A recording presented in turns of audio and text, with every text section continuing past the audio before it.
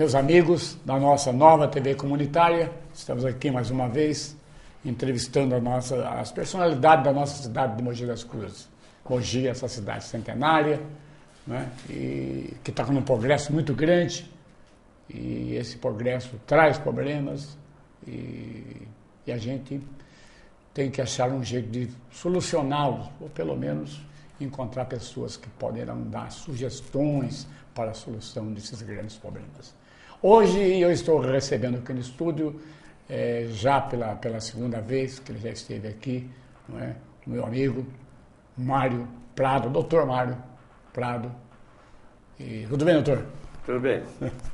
O doutor, você foi formado em Mogi mesmo, né? Eu sou formado pela Brás Cubas, né? em 1972. O tempo é interessante que o tempo passa tão rápido, que eu estive na aula inaugural da Brás Cubas, né, numa sala no primeiro andar. Naquela época era o Liceu Brás Cubas, quando começou a funcionar a Faculdade Brás Cubas, né? E você veja, foi nos anos 70, passou 50 anos, o tempo voa, passa, né, e o progresso, né, da cidade chegou. Mas além, doutor, do direito, você acabou fazendo uma especialização em outros campos também, né? Não, eu fui professor de contabilidade na Brás Cubas, antes de fazer o direito, né?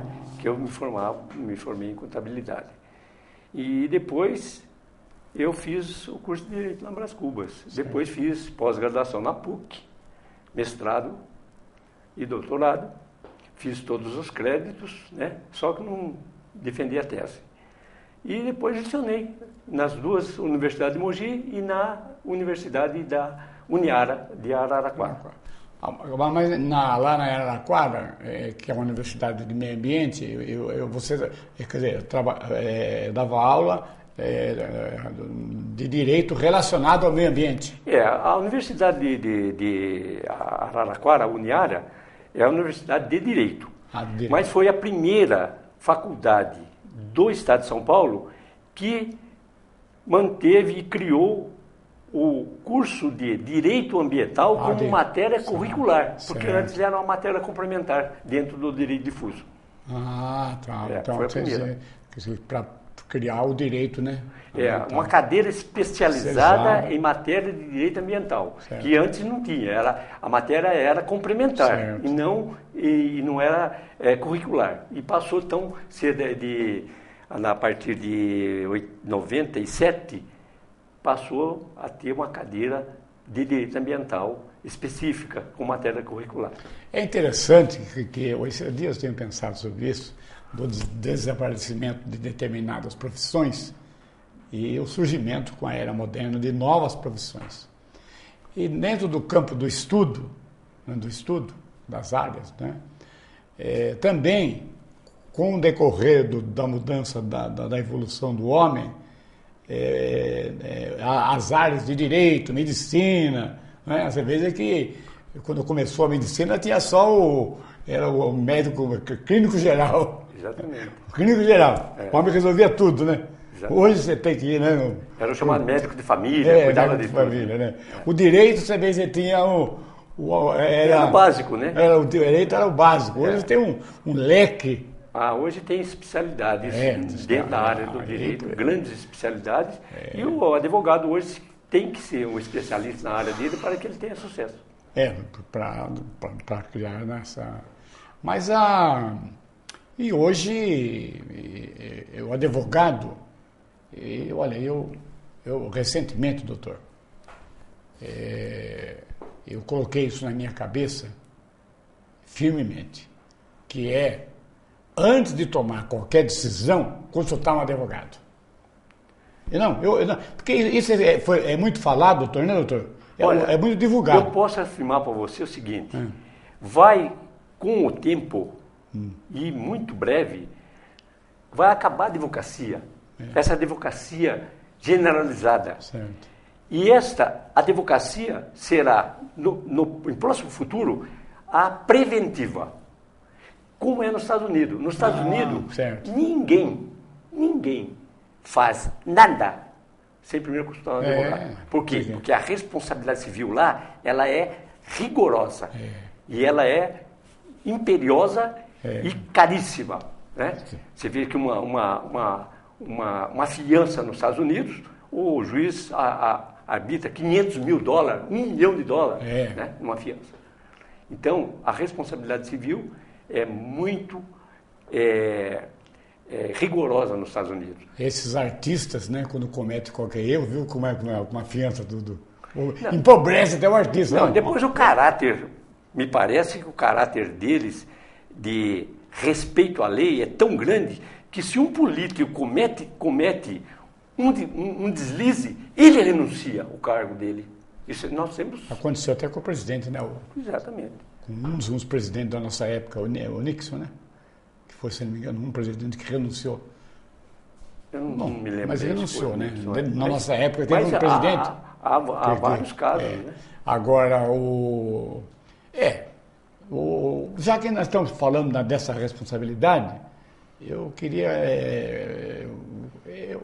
o que o doutor acha, que agora está se estudando muito isso, da responsabilidade do menor a partir dos 16 anos? O que você acha disso?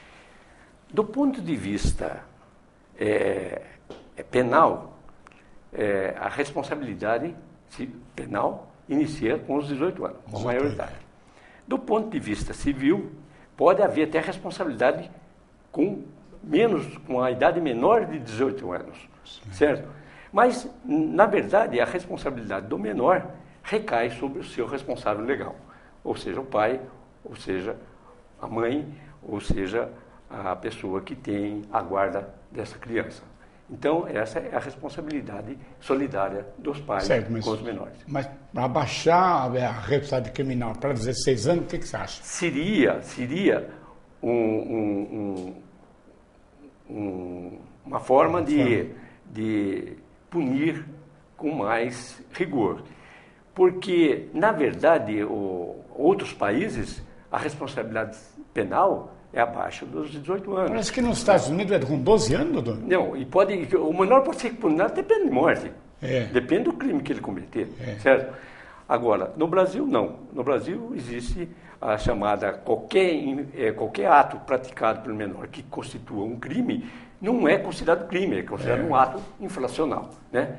Então, teria a vara especializada da criança e do adolescente que vai cuidar, então, de determinadas responsabilidades. Porque agora, com um aumento muito grande da criminalidade, em vista, talvez, desse crescimento desordenado da sociedade, né? Os criminosos acabam usando os menores para poder fazer o crime. Por causa da impunidade do menor, ou por causa da responsabilidade penal do menor, que acaba respondendo dentro dos critérios do Código da criança e do adolescente, e não no Código Penal.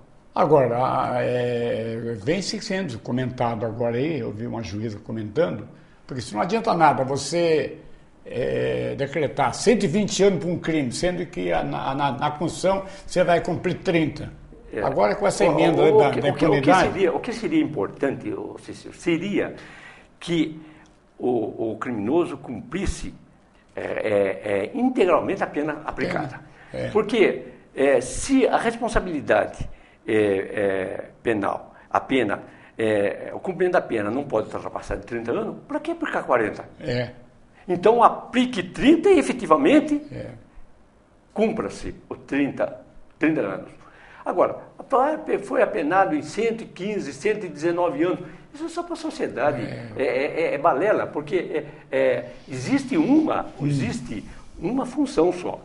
Qualquer pena que ultrapasse os 30 anos, ou vamos supor, uma pena de 60 anos, se na progressão dessa pena, do descumprimento dessa pena, então, verdade que se ele tem que cumprir a metade de regime fechado, ele vai cumprir os 30.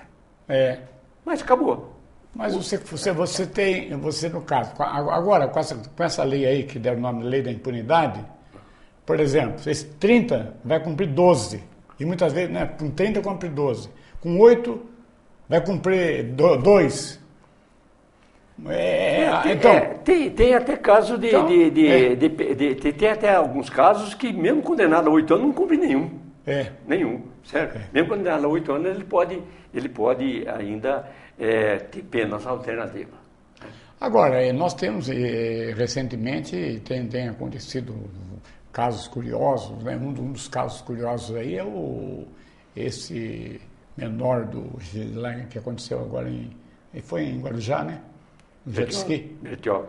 Em Bertioga? Foi em Bertioga, né? Nesse caso aí, num caso desse, em que o menor não está em companhia do pai, mas o pai é responsável mesmo assim? Olha, você veja bem, aí para apurar a responsabilidade do pai, em que pese o respeito que eu tenho pelas outras informações de juristas, o pai, nesse caso desse menino, dessa criança de Bertioga, que foi morta pelo jet ski, para o pai, eu não vejo nenhuma responsabilidade, nem penal, nem civil. Por quê? Porque o pai e a mãe não estavam no local, certo? Estavam aqui na cidade de Mogi, pelas informações que eu tenho. Estava aqui, não estava no local. Não são proprietários da máquina, não autorizaram o uso da máquina, não permitiram que o filho dirigisse a máquina e nem sabia que o filho estava pilotando ou tentando pilotar a nave ou a moto. Então, o pai não tem responsabilidade nem penal e nem civil, a meu ver. Né? Agora, vai depender muito também do depoimento do menino, não vai? Esse depoimento dele é importante, né? É importante. É importante o depoimento dos dois menores. Dos dois menores. Dos dois menores. Tanto do menino que estava pilotando, quanto do outro que, segundo informações, que eu também não sei, estava na garupa da... Mas nenhum dos dois são proprietários da máquina, né? Não, nenhum dois. Agora, o proprietário da máquina, é como um automóvel. Certo. Se você emprestar seu automóvel para alguém, e esse alguém cometeu um delito, se ele for responsável penalmente, você não responde penalmente. Mas civilmente você responde porque você é o proprietário do veículo. Então você é responsável solidário. Não interessa, não tem obrigação, a lei e a justiça não tem que provar que você tenha culpa. Tem que provar o fato, a causa e o efeito. Houve a morte? Houve. O veículo é seu? É. Então, só isso basta para a responsabilidade civil. A penal não. Certo. A penal há que haver participação efetiva. Inclusive, efetiva seja autorizando, seja permitido, certo? Ou seja, consentindo que a pessoa utilize. Tanto é que se uma pessoa pegar o seu automóvel, se alguém furtar o seu automóvel, por exemplo, e com o automóvel acontecer um acidente e matar alguém, você não tem responsabilidade nem civil e nem penal. Não tem porque foi... Por quê? Você está absolutamente alheio aos fatos acontecidos. Por isso que não só no caso do automóvel, qualquer fato criminal, né, mas o que seja, é muito importante a elaboração do boletim de ocorrência. Muitas vezes tem caso pequeno, você não, isso é um caso simples. Não, tem que haver você não elabora. Um amigo meu não elaborou um boletim de ocorrência. Tem que haver uma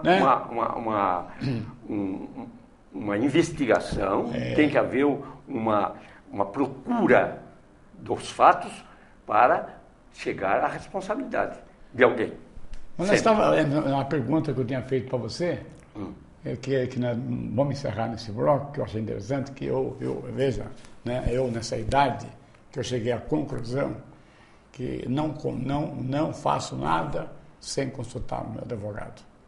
Certo. Porque, como você falou, ele, conhecedor, já vai dar outros caminhos do que eu poderia estar cometendo um caminho errado.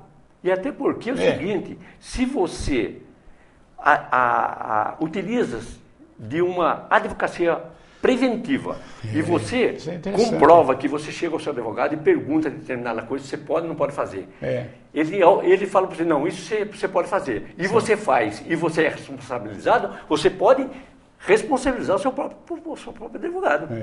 Certo? Então, a responsabilidade do advogado também é de orientar corretamente, porque se ele orientar mal, se ele orientar errado, ele responde solidariamente. Ele responde junto com o cliente, pelo aquele fato que o cliente cometeu. Nós estamos conversando aqui no estúdio com meu amigo, o doutor Mário Prado, e nós vamos para um pequeno intervalo e voltaremos logo em seguida para continuar o nosso bate-papo aqui no estúdio.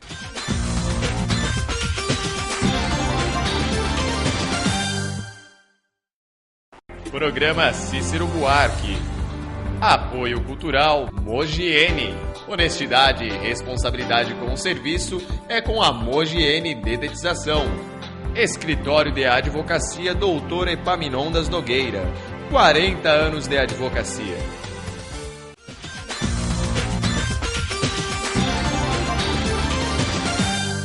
Meus amigos, estamos aqui no estúdio conversando com o nosso amigo, advogado, professor, doutor Mário Prado. Doutor,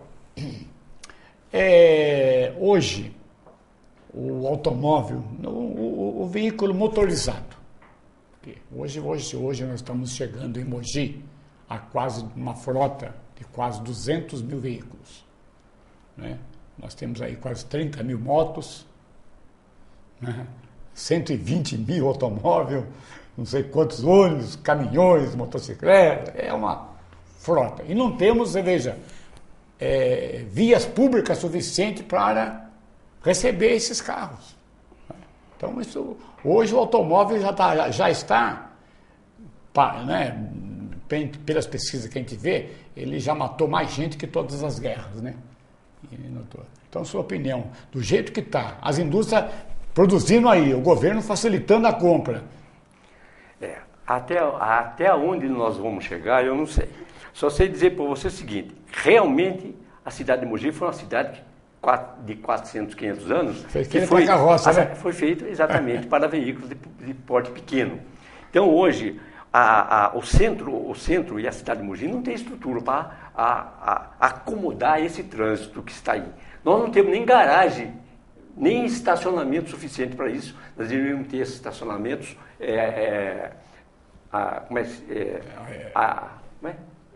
eu sei, feito em prédios, com altura, etc. Tinha um aqui na avenida aí, parece, aqui na avenida. Agora, a movimentação de carro é muito grande e, na grande verdade, surge muitos problemas, né? Com isso aí, vem acidentes, vem uma série de... Inclusive a neurose de trânsito. Né? Na verdade, a cidade foi feita para o cidadão e não para o automóvel. Certo. O automóvel na cidade é intruso. Como as vias, né, as estradas, as rodovias são feitas para os automóveis, não para o cidadão. Tanto é que temos as passagens, temos os sinais, etc., que devem ser obedecidos. Agora, na cidade tem que haver uma educação de trânsito muito grande, como existe hoje. Até o Uruguai tem uma educação de trânsito muito grande. Se o cidadão pisou na rua, o carro, independentemente de faixa, de sinal, de guarda, o cidadão para o seu veículo para que o pedestre ultrapasse a rua. Esse é o direito do cidadão. A cidade é do pedestre, a cidade é do cidadão, a cidade não é do carro. O carro é intruso dentro da cidade. Agora, a prefeitura, o município, né, já está perdendo as grandes áreas, né? Você veja, tem uma área ali em frente da rodoviária, aquela área ali é uma área enorme. O que poderia ser feito, de estão querendo cobrar, a ideia de cobrar pedágio, de fazer rodízio, fechar o centro da cidade e criar estacionamentos, bolsões de estacionamento. Estacionamentos. E inclusive aproveitar os prédios para estacionamento. E aí, dali naquela área fechada do centro, você vai só a pé. Então, porque, na verdade, o centro mesmo de Mogi é pequeno. É pequeno. Então, esse centro até era interessante e é até de uma certa acomodação para que se utilize o centro com o pedestre. Faz sua caminhada pelo centro, passeia pelo centro, faz suas compras ali pelo centro. Agora, se você precisa ir para os shoppings, supermercados, são fora do centro. Porque se você deixar, o cara quer entrar com automóvel dentro do mercado. Se você parar o carro da Cândido de Vieira para cima, tem lugar. E não é longe, o seu escritório mesmo é ali na Coronel Souza Franco, 2 quadras da Cândido de Vieira, para você andar 2 quadras... Não, eu normalmente deixo o carro no escritório e entro no centro a pé. Eu não tenho condição de andar de carro. Então eu acredito que iria ter tido aproveitado essas áreas para se criar bolsões, poderia se criar, por exemplo, de corredores, poderia criar, por exemplo, vamos dizer... corredor de ônibus, não sei, até teve uma ideia, não sei, foi o Alckmin que queria tirar o trem aqui do centro e fazer um tipo de um outro tipo de trem. Seria interessante, porque se você tivesse onde está a linha do trem, nós tivéssemos um corredor, você vinha lá do shopping, eu vinha até aqui na... Agora, eu vou falar uma coisa, se fizerem túneis ou viadutos para as passagens, vai aumentar o movimento do centro. Não vai aumentar o movimento do centro? Vai facilitar a entrada de carro no centro. Então, o ideal não seria isso, não. Porque para efeito de congestionamento, não seria isso, não. Agora vai querer chegar o trem em César, por exemplo, né? Em César. Se nós, é uma necessidade daquele bairro. Mas eu sei, mas se tivesse uma estrutura mais avançada, que vai se gastar com as estações, e se o trem, vamos dizer... parasse aqui, a estação fosse aqui antes da Campos Salles, não sei mais, é para ali. Para aí. E nessa avenida até César, você fazer um corredor desses micro-ônibus, esses ônibus grandes lá. Um corredor de ônibus. Bem feito, como tem em outros países. Você vê na Alemanha, que você tem o pedestre, temos 300 mil bicicletas na cidade de Berlim. Poxa, eu gostaria, por exemplo, moro em César, eu queria pegar uma bicicleta lá em César e largar ela aqui no centro e aí ficava andando. Depois eu pegava ela aqui no centro, é o que é feito lá. Agora aqui, eu não posso, eu quero vir de bicicleta para o centro, eu vou largar minha bicicleta onde? Cícero, eu realmente não tenho nenhuma capacidade ou conhecimento de engenharia de trânsito para opinar o que seria melhor, o que não seria. Mas alguma coisa... as